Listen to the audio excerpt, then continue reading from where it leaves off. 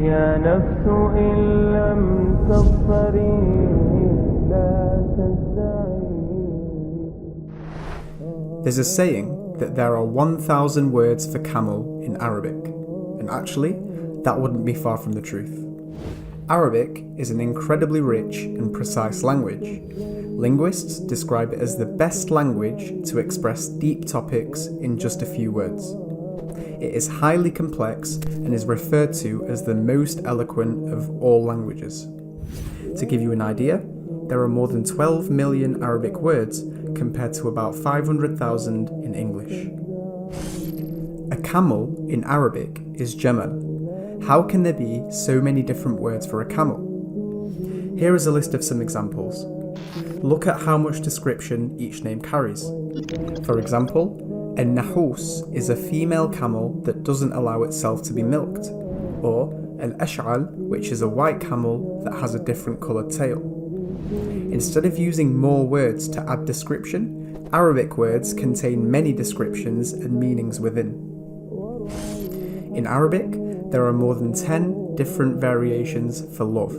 You don't just say, I love this or I love that.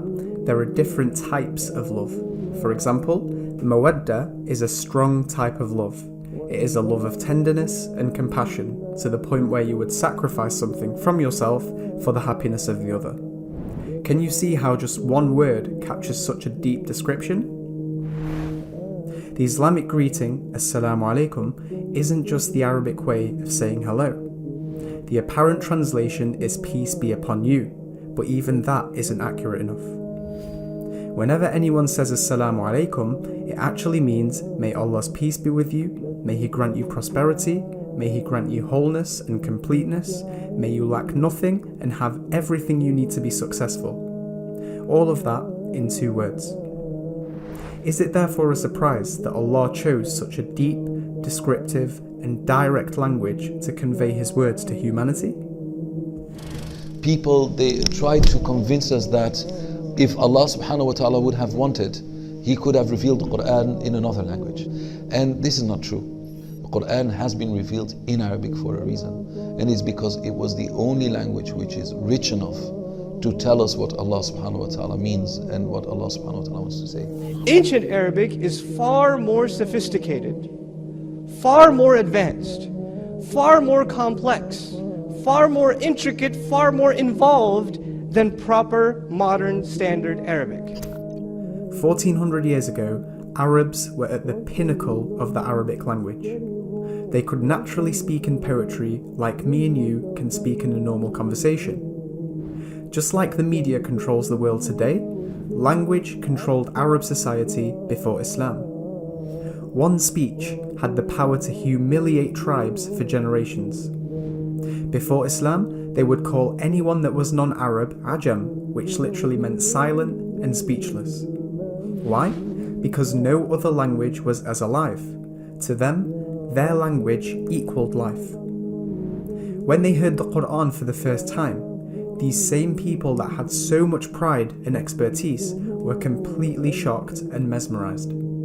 Some froze in their places, some started shaking, some went pale in the face, and some even cried.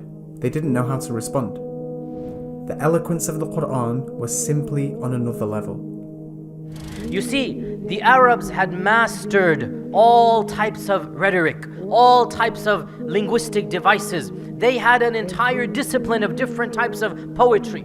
They had different what is called awzan, which means meters and rhymes. They had different styles. They had different rhetoric devices. The Quran comes and it is simply unclassifiable in any one of these pigeonholes. You know, recently, last year in England, they discovered a manuscript that was claimed to be Shakespeare. Everybody got excited. Oh my God, a new manuscript of Shakespeare. And all the Shakespeare experts in the world came and they studied and they studied and they studied. And then they finally concluded, no, it's not. It was a false alarm. How do you know? Oh, because the style is not the style of Shakespeare. What does that show us? Shakespeare, no matter how eloquent he is, he has one style. And you recognize it. Guess what? What is the style of the Quran? You cannot classify it. You cannot classify it. It is beyond human categorization. Each surah, each verse is unique. Its rhythm is clear, it's resounding, but it is not classifiable. There are many verses in the Quran that explain why it came down in Arabic. Of them is chapter 26, verse 195, where Allah says that it was revealed in perfect and eloquent Arabic so that it may be clear. The word mubin in this verse literally means that which clarifies, leaving no room for doubts. Let me show you an example of this clarity from the Quran.